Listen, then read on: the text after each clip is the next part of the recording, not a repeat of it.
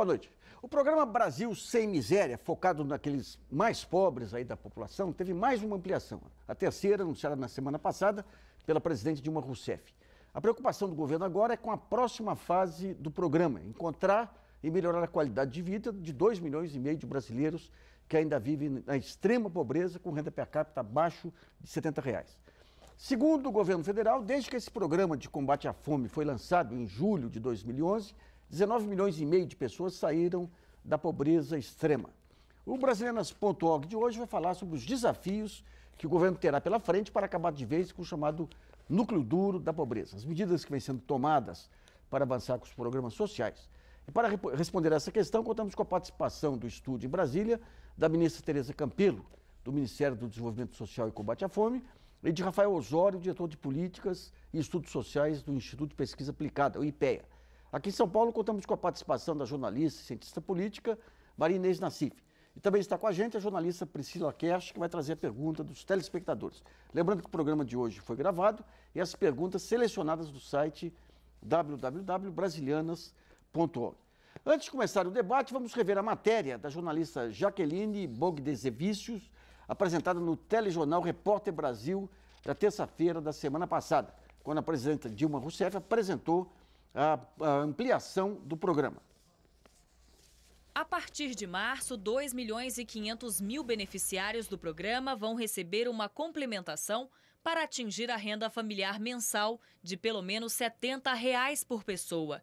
Ganhando além desse valor, eles serão os últimos cadastrados a sair da miséria pelos critérios do governo federal. Apesar de eliminar a pobreza extrema das famílias cadastradas, o governo ainda estima que aproximadamente 2,5 milhões de pessoas vivam na miséria. A presidenta Dilma Rousseff cobrou dos prefeitos a colaboração para localizar e incluir essas famílias nos programas sociais. Agora que acabamos com a miséria visível, temos de ir atrás da miséria ainda invisível, aquela que teima em se esconder dos nossos olhos, dos nossos programas e das estatísticas oficiais. Além dessa meta, outro desafio estabelecido para o programa Brasil Sem Miséria é garantir às famílias atendidas o acesso a serviços públicos e a inclusão no mercado de trabalho. O Plano Brasil Sem Miséria, o desafio mais amplo dele é muito mais ambicioso, é dar serviços, é dar educação, é dar infraestrutura, que são todas as coisas que precisam caminhar juntas no longo prazo para o Brasil poder se considerar um país envolvido eventualmente. Bom, vamos começar esse debate. Eu queria ver com a ministra Tereza Campelo, que desse um pequeno resumo das medidas que foram adotadas na semana passada e também um pequeno histórico desses avanços metodológicos do Bolsa Família para conseguir chegar ao cerne realmente da miséria extrema. Boa noite, Nassif, boa noite, Maria Inês, boa noite, Rafael Osório. É uma oportunidade de estar aqui falando com vocês mais uma vez. Realmente esse anúncio para nós foi muito, muito importante, porque são mais 2,5 milhões de pessoas dentro do Bolsa Família que saem da extrema pobreza, mas são os últimos 2,5 milhões que estavam no Bolsa Família e ainda estavam em extrema pobreza. Então, somando esses 2,5 milhões com os 19,5 milhões que a gente já tinha conseguido tirar da extrema pobreza dentro do Bolsa Família, chegamos nesses 22 milhões de pessoas que seriam extremamente pobres sem as medidas que nós tomamos ao longo desses 2 anos. A presidenta tem dito duas coisas que eu acho que são importantes. Primeiro, que nós viramos mais uma página da nossa história, que é tirar esses 22 milhões de pessoas da extrema pobreza. E a outra é que o fim da miséria é só o começo, ou seja, nós ainda temos coisas a fazer, tanto com essas 22 milhões de pessoas, quanto com aqueles que ainda não estão no cadastro. Então, são 3 questões que estão colocadas para a gente daqui para frente. Uma, localizar aqueles que ainda não estão no cadastro único, não estão recebendo o Bolsa Família. Nós queremos localizar todos aqueles que estão na extrema pobreza, têm direito ao Bolsa Família e ainda não recebem o Bolsa Família. Então, nós estamos fazendo uma busca ativa para localizar essas 700 mil famílias, que dá mais ou menos 2,5 milhões de pessoas. Então, 2,5 milhões nós tiramos a semana passada, mas ainda temos que localizar mais 2,5 milhões.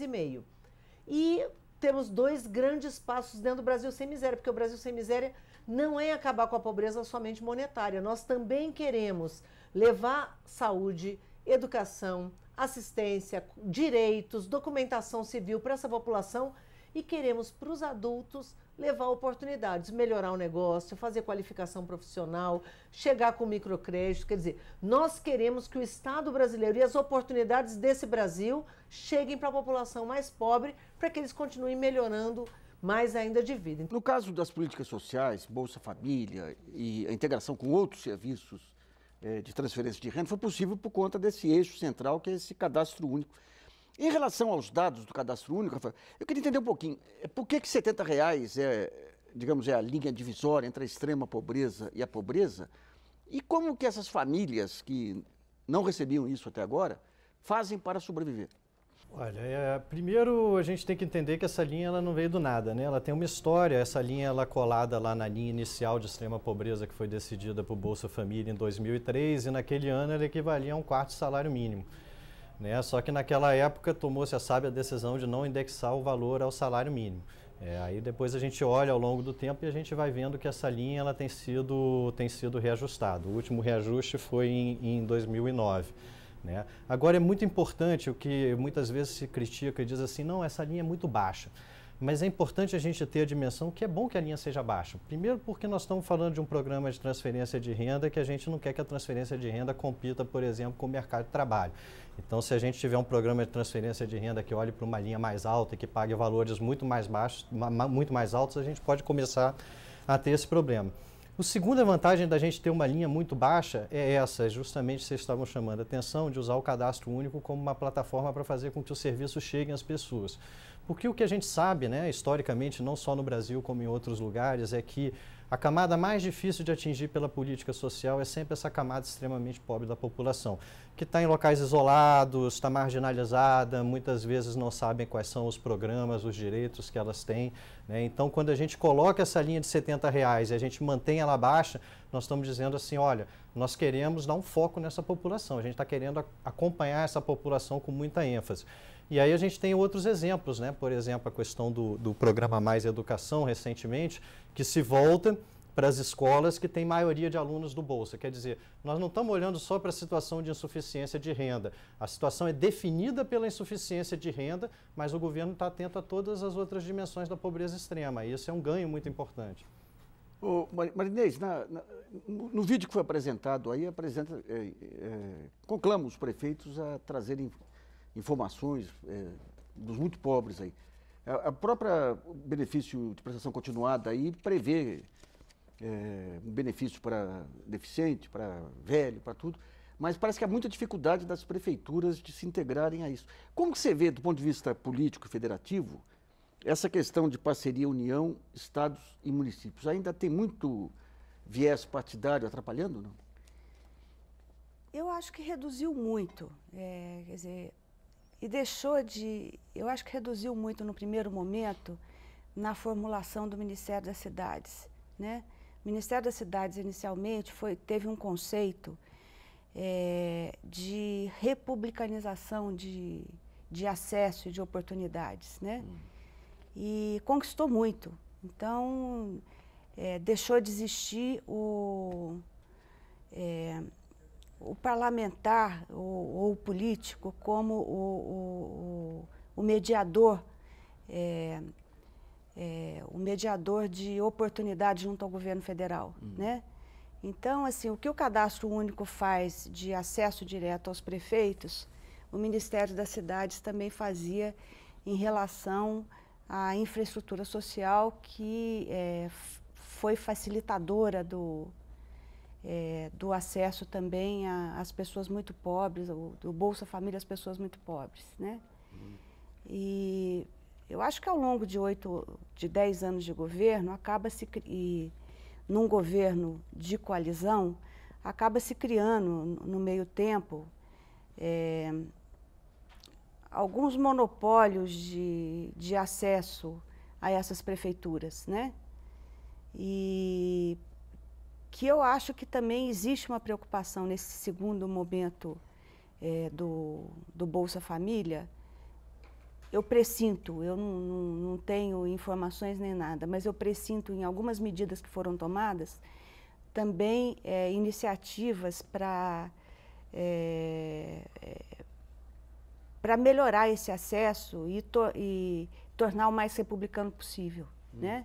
O que está embaixo não são prefeituras que são comandadas por esse ou aquele partido, mas populações com necessidades, populações muito pobres com necessidades iguais. Esse trabalho está sendo feito na minha avaliação. Então, eu queria ver com a ministra Tereza Campelo essa questão, ministra. De que forma que tem evoluído esse relacionamento com prefeituras, municípios e organizações sociais, internamente dentro do Ministério, como que é controlado e qual é a linha de atuação junto a esses entes federativos?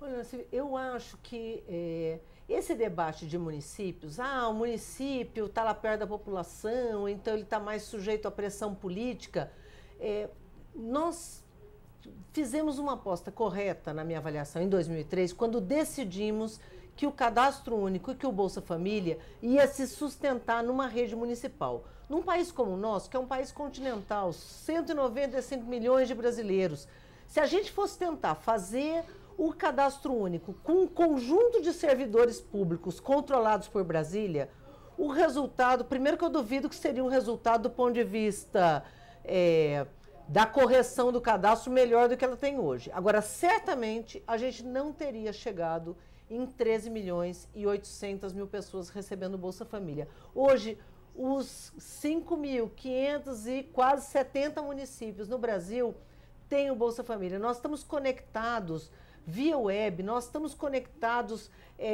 de forma informatizada com a grande maioria dos municípios. Raríssimos municípios a gente não tem conexão direta, raríssimos mesmo. A gente está hoje apostando em colocar antena para 60 municípios. Quer dizer, você está trabalhando com um universo de 5.500 municípios, você está discutindo como melhorar a conectividade de 60. Hoje nós temos uma rede de servidores que é a rede de assistência social, que vem cada vez melhorando mais. E eu acho que tem o que a gente chama de tecnologia social do Bolsa Família, que eu acho que tem que ser valorizado, que é o seguinte: a prefeitura faz o cadastro, mas ela não é ela que repassa o dinheiro para a pessoa. O dinheiro é repassado por um cartão. Então ele faz o cadastro, a pessoa tem o direito de se recadastrar, o município não tem autorização ou autoridade para não cadastrar as pessoas. E se a pessoa vai receber o Bolsa Família ou não, e vai passar a receber diretamente, ele recebe num cartão. Vocês viram aí na imagem, a pessoa recebe num cartão, que é um cartão que ele tira ou nas agências da Caixa, ou nas agências lotéricas, ou no caixa eletrônico, ou no correspondente bancário. Então, ele passa a receber o dinheiro diretamente, o dinheiro não viaja, o dinheiro não tem intermediários, e nós já são 10 anos trabalhando. Então, foram sucessivas auditorias feitas de forma permanente. O cadastro do Bolsa Família, beneficiário por beneficiário, ele é público, está nos nossos sites, está no site da Controladoria Geral da União. Então, se você tiver um vizinho e quiser verificar se esse vizinho recebe, desconfia que ele recebe e que não é justo, pode ir lá e verificar, pode denunciar. Nós temos um 0800 para receber denúncias, que é 0800 700 2003, e com isso, à medida que o tempo foi passando, o cadastro foi cada vez sendo mais depurado. Periodicamente, nós fazemos cruzamento com o CAGED, com o CNIS, que é o cadastro da Previdência Social. Fazemos a cada 2 anos, com o conjunto dos políticos eleitos, vereadores, prefeitos, deputados. Então, existe todo um controle público que garantiu que o cadastro tem falhas. Obviamente, você não pode ter um cadastro com quase 50 milhões de pessoas sem falhas, mas hoje nós temos convicção de que elas são falhas pontuais. E tem uma questão, depois até o Rafael Osório pode trabalhar um pouco mais sobre isso, porque é uma questão bem técnica, que às vezes a pessoa fala assim: quanto que aquela família recebeu o mês passado? Nós não estamos discutindo quanto que aquela família recebeu o mês passado. O mês passado ela até pode ter tido um salário maior ou pode ter tido um rendimento maior. É muito comum, por exemplo, o pessoal que corta a cana-de-açúcar. Durante o período que corta a cana, o salário é bom, depois o resto do ano a pessoa não tem emprego. Então, quando nós estamos trabalhando com essa população extremamente pobre que faz bico, que no final do ano está empregado nas compras de Natal ou nas praias, vendendo coisas, e o resto do ano tem uma renda muito menor. Então, nós queremos saber a renda da pessoa ao longo do ano. Então, muita gente faz essa confusão. Não, mas ele recebeu dinheiro no mês passado. Então, nós estamos pensando também como olhar essa família e garantir que ela tenha uma situação mais estável por um ano. Vamos a uma pergunta selecionada pela jornalista Priscila Cash. Lembrando que o programa de hoje é gravado e as perguntas já foram enviadas pelos telespectadores e selecionadas do portal www.brasilianas.org. Priscila. Na CIF, nós temos uma pergunta do Humberto Miranda, de Campinas, São Paulo, e ele pergunta o seguinte: comparado ao governo Lula, Dilma mudou o enfoque da política social? Parece haver um esvaziamento das políticas com enfoque mais estrutural, como a dos territórios da cidadania e reforma agrária, para restringir-se ao foco do alívio da pobreza. Por outro lado, as desonerações tributárias comprimem as fontes de receitas da Seguridade Social, fazendo-a depender de recursos extraordinários. Aí ele faz um comentário, quer dizer, vamos transitar da miséria absoluta para a relativa? Ministra, o petardo é para a senhora. É verdade. Não, a pergunta é muito procedente, porque como as ações de renda, elas aconteceram muito rapidamente, e elas são de fácil execução. Fácil execução é o quê?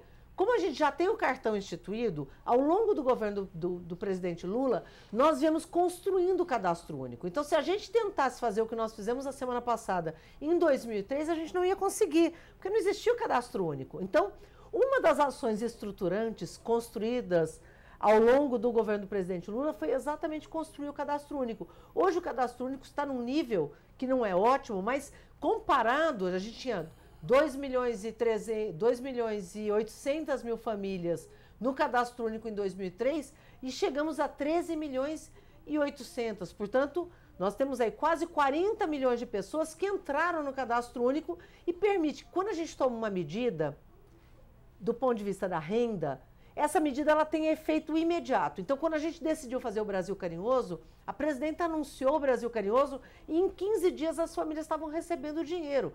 A semana passada nós anunciamos que todos do Bolsa Família teriam sua renda aumentada para chegar em R$70 per capita. Agora, no dia 18 de março, todos vão receber. Então, é uma agenda muito rápida e, portanto, ela é muito facilmente perceptível.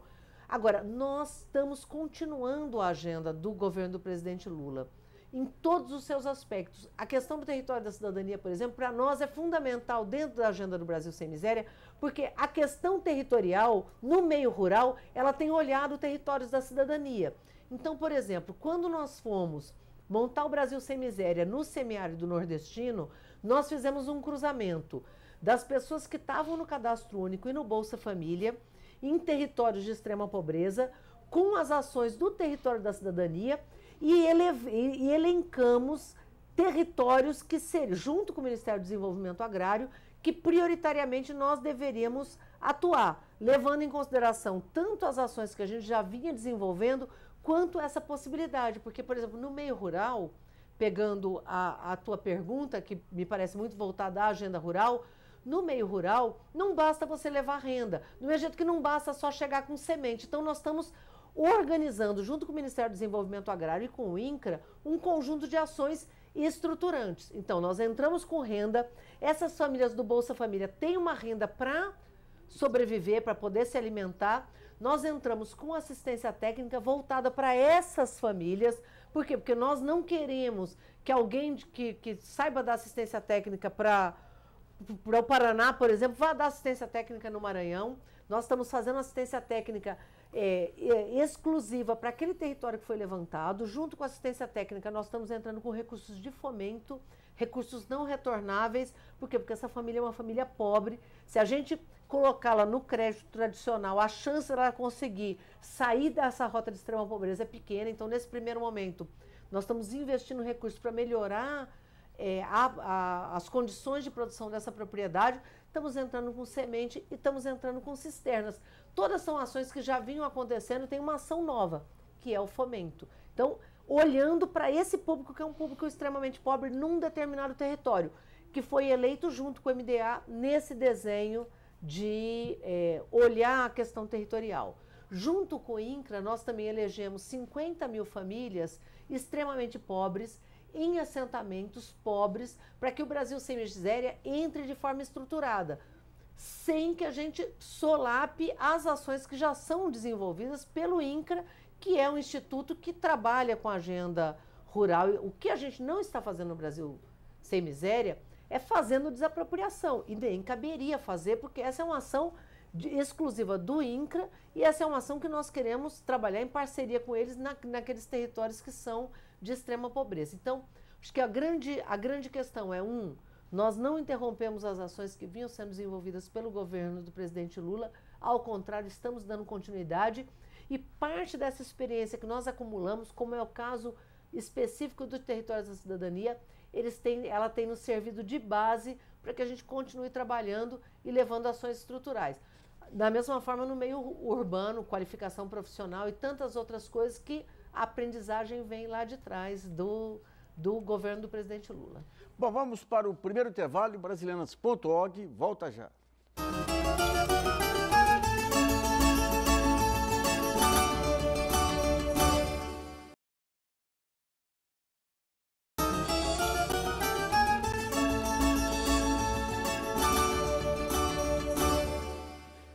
Voltamos a apresentar o Brasilianas.org, que hoje discute os desafios para a erradicação da miséria extrema no país. Contamos com a participação da ministra Tereza Campelo, do Ministério do Desenvolvimento Social e Combate à Fome, de Rafael Osório, diretor de Políticas e Estudos Sociais do Instituto de Pesquisa Aplicada, o IPEA, e da jornalista política Marinês Nassif. Nesse segundo bloco, eu queria falar um pouquinho da questão do acompanhamento dos indicadores. Queria começar com o Rafael. Rafael, o cadastro único ele permite um controle efetivo aí sobre cada família e tudo. Agora, a ministra, provocada pela pergunta do nosso leitor, o telespectador, explicou também territórios da cidadania e demais trabalhos sociais que estão no entorno desses núcleos de extrema pobreza. Eu queria que você explicasse um pouquinho os indicadores, se os indicadores disponíveis hoje são suficientes para avaliar a eficácia de cada uma dessas pontas nesses centros de extrema pobreza. Aí são coisas um pouco diferentes, né? Geralmente a gente usa os indicadores para o monitoramento, para acompanhar os programas, e quando a gente está falando mais de avaliações de eficácia, de eficiência, de efetividade, geralmente a gente tem que partir para algum tipo de diagnóstico, algum estudo mais sofisticado. Mas a gente tem bons indicadores, sim, para acompanhar tanto os programas do Brasil Sem Miséria quanto as outras políticas sociais do Brasil, que são os indicadores que são produzidos pelas pesquisas do IBGE. Agora, o que frequentemente causa uma certa confusão é que, como existem várias pesquisas diferentes, como você tem o cadastro único também como um instrumento de acompanhamento importante para a política, às vezes você vê números diferentes e isso causa uma certa confusão, porque o público leigo geralmente ele tem a ideia de que o número é uma coisa dogmática, que você se endereça à realidade, que você consegue contar exatamente quantos pobres tem segundo um determinado critério ou quantas pessoas têm um determinado tipo de atendimento, quando a gente sabe que não é bem assim que acontece. As pesquisas têm suas características, né? Então, quando a gente pensa, por exemplo, o número da pobreza que sai do censo, da Pesquisa Nacional por Amostra de Domicílios e da Pesquisa de Orçamentos Familiares. São fontes diferentes que a gente pode usar para fazer o acompanhamento. Elas são importantes porque elas dão uma coisa que o cadastro único não tem, que é a informação sobre quem não está no cadastro único, né, que é fundamental a gente acompanhar também quem não é atendido pelas políticas, mas elas dão resultados diferentes. Por quê? Porque a gente tem critérios diferentes de captar renda. Então, o que a gente percebe, por exemplo, aqui no Brasil, em particular, quando a gente compara o censo, a Pesquisa Nacional por Amostra de Domicílio e a POF, a gente vai vendo que a pobreza ela muda de dimensão à medida em que você tem pesquisas que captam melhor a renda das famílias, ou seja, que tem instrumentos mais detalhados para captar a renda.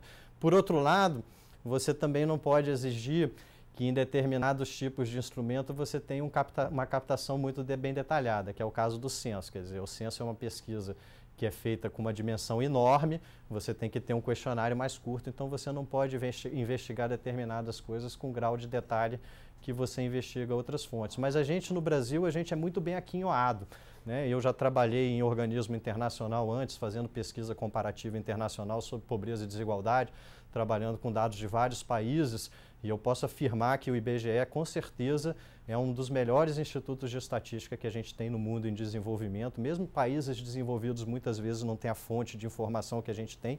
Então a gente tem sim um conjunto muito grande de informações que permitem que a gente faça indicadores para acompanhar as políticas. Agora, a gente tem que entender sempre que o indicador ele não é a expressão absoluta da verdade, ele também não diz tudo.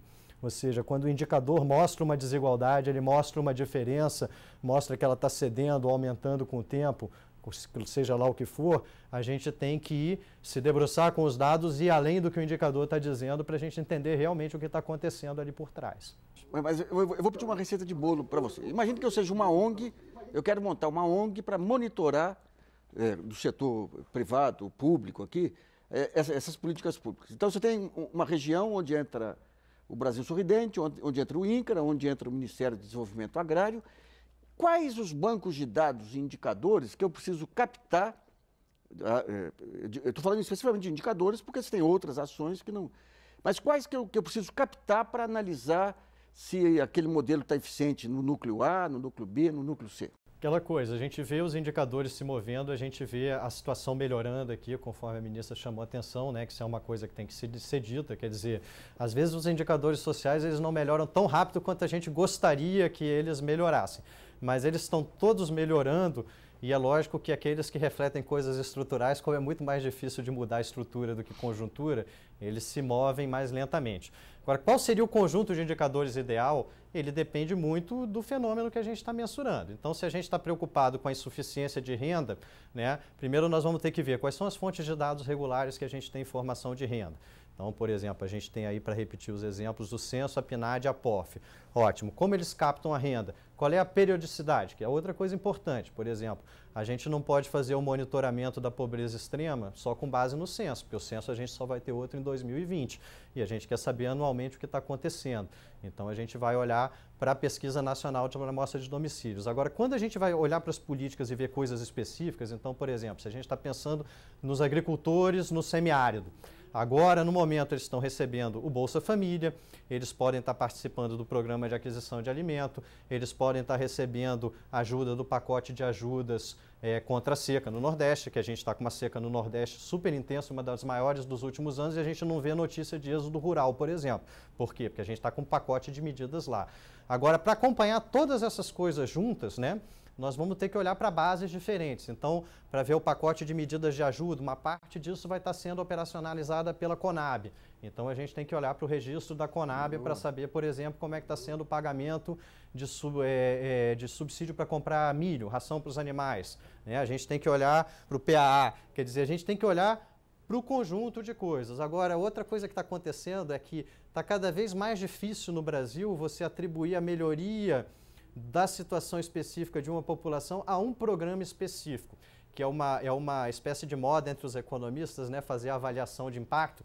Então, o pessoal quer saber, criar o grupo de controle das pessoas que estão participando no programa X, ver qual é o impacto frente aos que não estão participando, etc. Agora, a gente tem que ver o seguinte, está cada vez mais difícil a gente isolar o impacto de um programa só, porque as pessoas estão sendo atendidas por vários programas diferentes.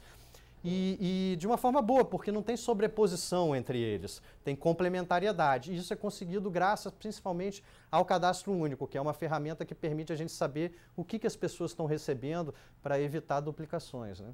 Quando começaram as primeiras ações de política social nos anos 90, então, você tinha uma rede que era a rede das igrejas, principalmente os movimentos da Igreja Católica. Depois entram evangélicos.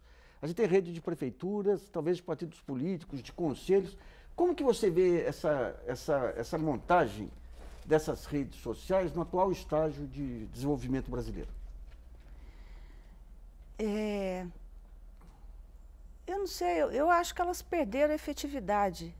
Perderam a efetividade primeiro porque a eficiência do cadastro deixa de precisar da mediação delas, né? E segundo, porque a grande rede, eu acho, que foi o grande pulo do gato do início do programa Fome Zero do governo, foi a capilaridade da Igreja Católica, né, da rede das igrejas progressistas, as comunidades eclesiais de base. Ao longo desses últimos 10 anos, enquanto o governo ganhava know-how e acesso direto a essas famílias pobres, as comunidades eclesiais de base, ao contrário, elas perdiam a efetividade, né? Enfim, pelo fato da igreja ela ter se precipitado num controle ideológico muito grande das esquerdas, né? Das esquerdas católicas que atuavam nisso aí. Então, assim, eu acho que houve, no pontapé inicial dos programas sociais de transferência de renda do governo Lula, de um governo de esquerda, a esquerda católica estar junto foi uma coisa muito importante. Hoje a esquerda católica não é mais tão importante como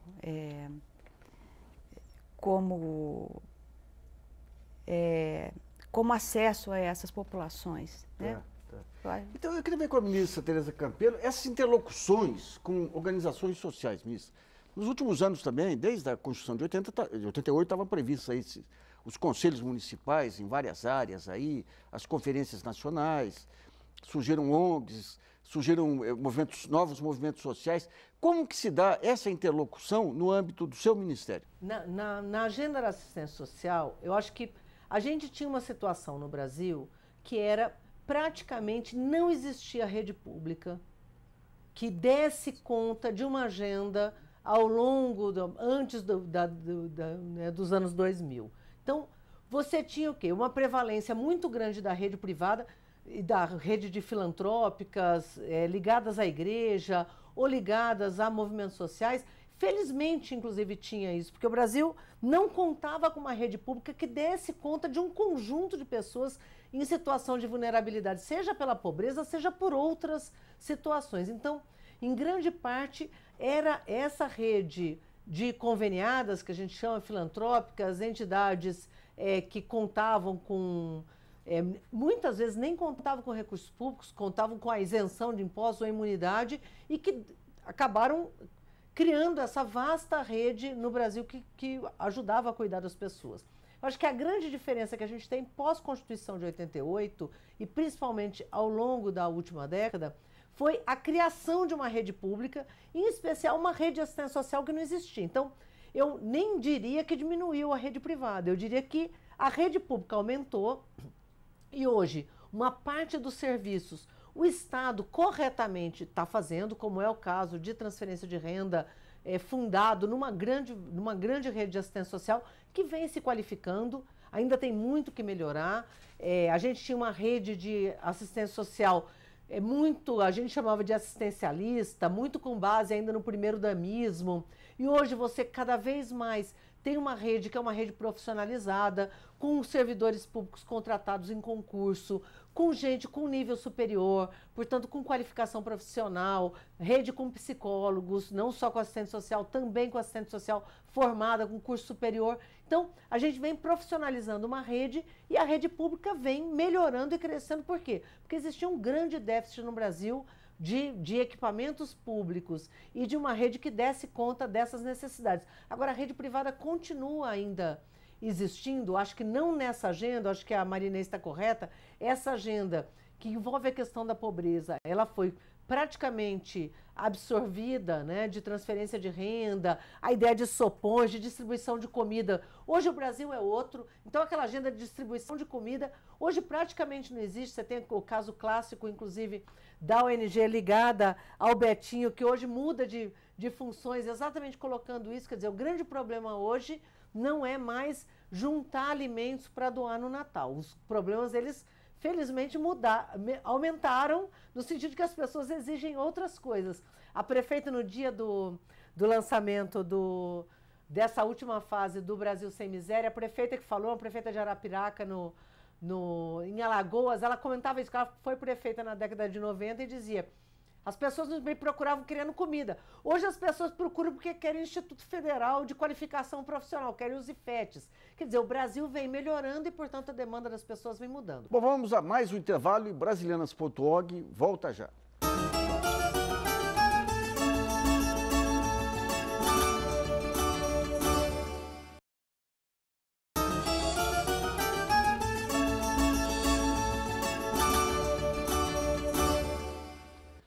Bom, voltamos com o Brasilianas.org, que hoje discute os desafios para a erradicação da miséria extrema no país. Nesse último bloco, vamos falar um pouquinho sobre os impactos da política de transferências de renda na transformação da qualidade de vida do indivíduo. Antes de seguirmos o debate, acompanhem trechos do documentário Beneficiário, Histórias de Vida do Bolsa Família, um trabalho ótimo aí de conclusão de curso de alunos da Universidade Metodista de São Paulo.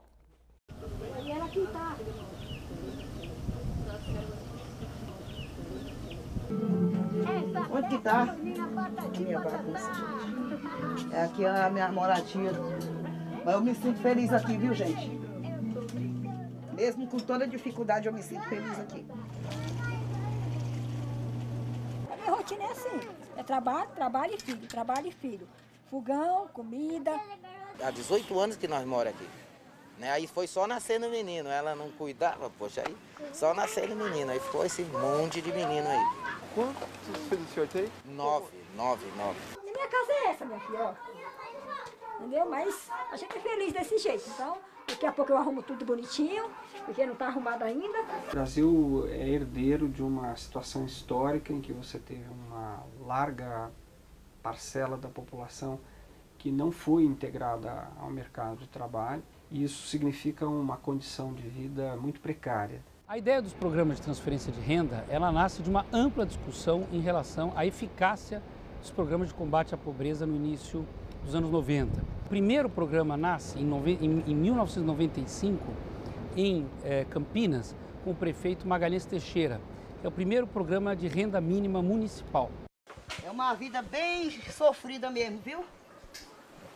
Bem sofrida. Tenho 4 filhos, com a neném que tá vindo.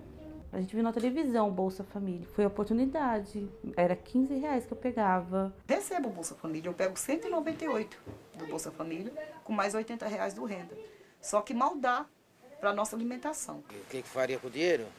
Ia no supermercado, comprava o gás, algum tênis para o menino, de vez em quando, uma blusinha. A gente compra com sabonete, compra arroz, feijão, bolacha, Danone. A ideia de você ter um cartão e um saque direto pelo cidadão, você reduz muito a possibilidade de fraude e de desvio de dinheiro. Crianças e adolescentes de 6 a 15 anos, ela tem que ter uma frequência mínima de 85%. A gente fala, volta para a escola, mas eles não querem ouvir, né? O que é que você vai fazer? A nossa principal crítica atual ao modelo de gestão do Bolsa Família é que se priorizou o dinheiro, o dar o dinheiro, ao invés de priorizar a formação. Num universo de milhões de pessoas que são atendidas, pode existir algumas que tendam a ter algum tipo de acomodação. É uma das minhas críticas ao Bolsa Família. O fato de não haver uma preocupação real com a autonomia. O objetivo do programa não é o de perpetuar essa relação, mas é de permitir que as pessoas tenham um mínimo para poderem encontrar formas próprias de obter renda. Bom, vamos começar com uma pergunta. O bloco anterior não deu para trazer perguntas de telespectadores, então vamos começar, Priscila. Tá ok, Nassif. Nós temos 2 perguntas convergentes. A primeira do Edmar Melo, de Fortaleza, Ceará. Pergunta e direciona a pergunta à ministra Tereza Campelo. Ministra, como a senhora vê o discurso surrado da oposição de que o Bolsa Família estimula o ócio e não tem porta de saída? E aí o Lucas Costa, que é de Recife, Pernambuco, complementa. Gostaria de saber se há alguma previsão de profissionalização, capacitação dos adultos das famílias alvo das políticas. Bom, então a pergunta vai para a ministra Tereza Campelo sobre essa questão da porta de saída e das condicionalidades do programa que foi abordado também no documentário.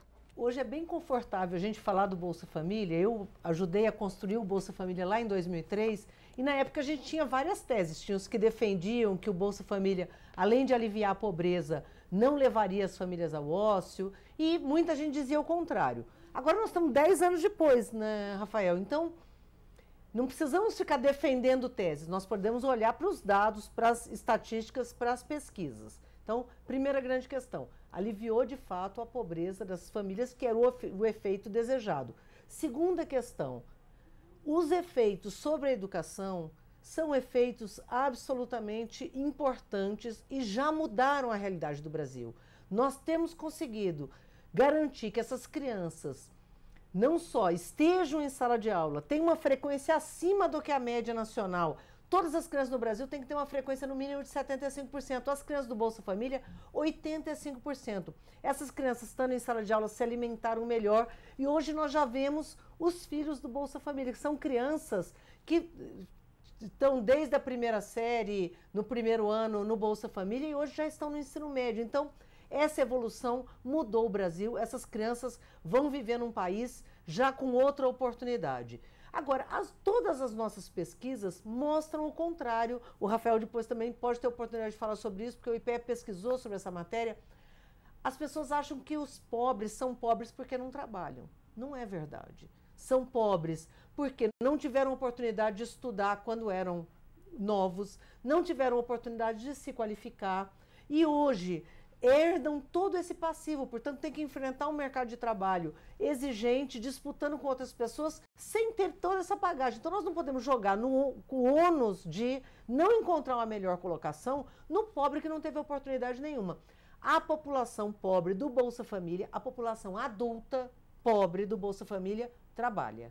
A grande maioria trabalha. Quem não trabalha são as crianças, sabe que a maioria do Bolsa Família é composto de crianças e jovens. Então nós não queremos que eles trabalhem. No Brasil, as crianças e jovens já trabalharam, nós não queremos que eles trabalhem. Nós queremos essas crianças e esses jovens em sala de aula, estudando para ter uma realidade diferente da dos seus pais.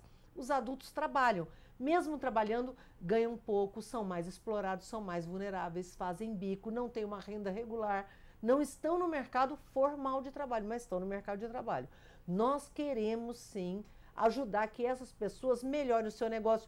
Muitos, Nassif, têm um pequeno negócio, usam o fundo de quintal para fazer pequenos concertos, costura para fora, cozinha e vende. Então, as pessoas têm estratégias de sobrevivência, vivem, têm o seu dinheiro, e mesmo com Bolsa Família, antes não saíam da extrema pobreza. Agora saem. Essa é a grande diferença da nossa medida. Então, o que nós estamos fazendo para além de levar a renda? Nós estamos ofertando cursos de qualificação profissional. O ano passado, para surpresa geral de todo mundo, nós tivemos 267 mil pessoas. Portanto, se a gente imaginar que é uma pessoa em cada família, chegamos a 1 milhão de famílias, 267 mil pessoas, adultos, em qualificação profissional. São cursos os mais variados. Você sabe que antes no Brasil, a pessoa para fazer curso de pedreiro, curso de pintor, curso de auxiliar de cozinha, se exigia ensino médio. Hoje não se exige mais, a gente vem mudando essa realidade. Quer dizer, as pessoas mesmo que quisessem fazer um curso de qualificação profissional não podiam. Por quê? Porque não tinha ensino médio, então vai fazer o ensino médio. Bom, uma pessoa com 45, 50 anos que trabalha não tem condições, muitas vezes, de passar por uma educação formal. Então, o que nós estamos fazendo? Nós estamos ofertando cursos de qualificação profissional, as pessoas têm se mobilizado, têm se matriculado, têm participado do curso e têm se formado. Isso é uma alegria para a gente, porque mostra exatamente o oposto. Agora, às vezes você oferece o curso numa cidade e fala, sobra vaga. Às vezes você tem uma vaga numa cidade e a pessoa pobre está em outra cidade. Trabalha de dia. Então, nós estamos construindo toda uma agenda para viabilizar que essa pessoa trabalhe o dia todo. Às vezes, para se deslocar para um curso, o curso começa às 7 horas da noite. Dependendo da cidade, você não sai do seu trabalho e chega no curso a tempo do curso começar. Então, como fazer uma adequação garantindo que esses cursos também possam... Você não pode largar o emprego para ir fazer curso de qualificação profissional, mesmo que isso possa significar melhorar a sua vida no futuro. Ela tem que viver hoje, ela tem que alimentar seus filhos hoje. A outra agenda é aquela que eu comentei no meio rural, assistência técnica, semente, o microcrédito é uma outra agenda importante. Nós temos uma parceria com o Sebrae também para melhorar a formalização, os conhecimentos muitas vezes desse pequeno negócio com relação à gestão, a estoque. Então, existe uma agenda grande de qualificação profissional dessas pessoas Não para que elas saiam do ócio, porque elas nunca tiveram no ócio, mas que elas melhorem sua inserção econômica, melhorem seu emprego, melhorem sua renda. Inês, durante muito tempo, quando se discutiu políticas sociais, a esquerda tinha uma visão que o consumo era algo supérfluo. Se você desse o dinheiro, o cara ia comprar pinga, aquele negócio todo. E parece que há estudos agora mostrando que o consumo é uma porta de entrada para a cidadania. Qual é o resultado que você vê dessa questão do consumo como um fator de cidadania? Olha, eu acho que a realidade mostrou para a esquerda que a consciência de direitos num país capitalista passa pelo consumo, passa pela possibilidade de compra. E os programas sociais, os programas sociais dos governos nos últimos 10 anos consolidou isso. Hoje você não vê mais no discurso de esquerda esse tipo de avaliação, né? E acho que é um dado, essa nossa experiência é um dado muito importante para a esquerda também se reciclar. A esquerda passou assim pela queda do Muro de Berlim, por uma quase adesão ao neoliberalismo, né? E agora, na hora que acontece essa crise internacional, e existe uma solução à esquerda que passa pelo consumo, também eu acho que é hora de dar uma sentadinha e pensar se a discussão... como assim já se chegou à conclusão da inviabilidade da solução revolucionária, se a solução do socialismo não passa pelo capitalismo e assumir essa cidadania pelo consumo, que é o que existe, né? É uma sociedade que tem moeda... Recuperação da social-democracia. Isso.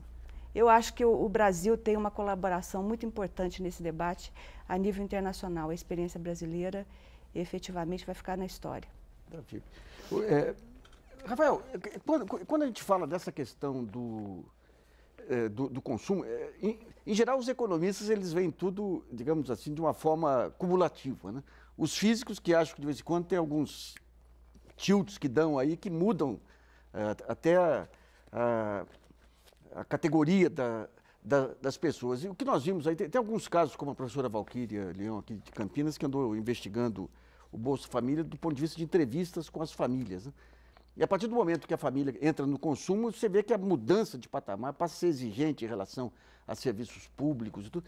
De que maneira que os estudos do IPEA têm levantado, assim, digamos, essa questão da cidadania, do começo da saída da miséria e esse novo patamar de cidadão que está vindo pela frente aí? Bom, essa não é uma dimensão a qual nós estudamos tradicionalmente, né? Eu conheço aí os estudos da professora Valquíria lá da Unicamp e realmente a gente não trabalha muito, a gente trabalha mais na lógica do impacto agregado dos programas e não tanto o que eles mudam de fato na vida das pessoas, né? Mas o que a gente sabe aí é que realmente essa mudança ela é sentida porque o fato é que a gente olha para o lado, né, e a gente vê que a gente vive numa sociedade, como a Maria Inês lembrou aí agora, uma sociedade de consumo, uma sociedade monetária, onde as pessoas resolvem as suas necessidades comprando bens e serviços no mercado. E tudo bem, você pode ter um debate, uma agenda sobre a superação da sociedade, mas nós temos que fazer a política social nessa sociedade que a gente tem hoje, que é a sociedade que nós estamos preparados para ter. E nessa sociedade, ter um nível mínimo de renda é importante para você ser uma pessoa, como qualquer outra, para você conseguir fazer as coisas que as outras pessoas fazem. Mesmo coisas que são triviais, como, por exemplo, passar na venda do seu Zé e dizer assim, olha, agora eu estou sem dinheiro, eu vou pegar isso aqui e depois eu pago. Se seu Zé te conhece, sabe que você é uma pessoa que tem renda fixa, ele vai deixar você fazer isso. Então, quando você percebe esses trabalhos de entrevistas com beneficiários, eles chamam muita atenção para essa dimensão do empoderamento, que é uma coisa que você não tinha com as políticas sociais anteriores, onde você buscava suprir diretamente o que se pensava ser as necessidades das pessoas, e agora você tem uma ótica que é muito superior, onde as pessoas definem sua própria necessidade, ou seja, elas recebem o que elas precisam para fazer frente àquelas necessidades e elas usam aquele dinheiro da melhor forma possível. E aí vem esse resultado que é super interessante, né? A gente tem estudos vários sobre o Bolsa Família e outros programas de transferência de renda do gênero, principalmente na América Latina. E quando a gente vai olhar o impacto da transferência sobre o consumo das famílias, a gente vê que as famílias nunca gastam mais em cachaça, nem em outras coisas que geralmente os moralistas de plantão ficam pensando que elas vão gastar. Não, elas gastam mais com comida, com roupa para criança, porque tem muito a interpretação de que o benefício é um benefício para a criança por causa da condicionalidade de educação, que é frequente. Então, quer dizer, as famílias, elas investem nelas mesmas, no seu próprio bem-estar, né? Então, eu acho que isso aí é um resultado que desarma muito essa ideia de que dar dinheiro é ruim. Pelo contrário, o que a gente aprendeu nos últimos anos é que dar dinheiro é bom porque respeita a autonomia das pessoas. Além de tudo mais, como disse a ministra aqui, a gente fez um estudo lá no IPEA de alguns colegas, onde eles fizeram uma meta-análise, onde eles pegaram todos os estudos que já tinham sido feitos do Bolsa Família, avaliando se o Bolsa Família causa preguiça, ou se leva as pessoas a não trabalharem, coisas desse gênero. E todos os estudos mostraram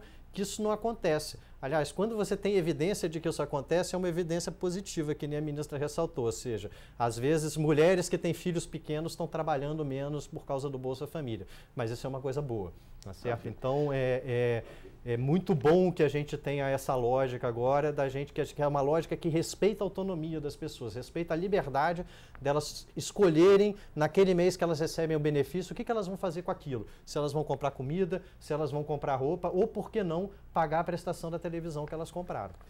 Bom, Brasilianas.org sobre os desafios para a erradicação da miséria extrema no país termina por aqui. Eu agradeço a participação da ministra Tereza Campelo, do Desenvolvimento Social e Combate à Fome, de Rafael Osório, diretor de Políticas e Estudos Sociais do Instituto de Pesquisa Aplicada, IPEA, e da jornalista e cientista política Marinês Nassif. E agradeço também você aí em casa que nos acompanhou em mais uma edição. Não se esqueça de continuar colaborando, mandando perguntas, trabalhos e vídeos sobre o tema para o site www.brasilianas.org. Esse espaço aqui também é seu. E voltamos na próxima segunda-feira, às 8 da noite. Até a próxima.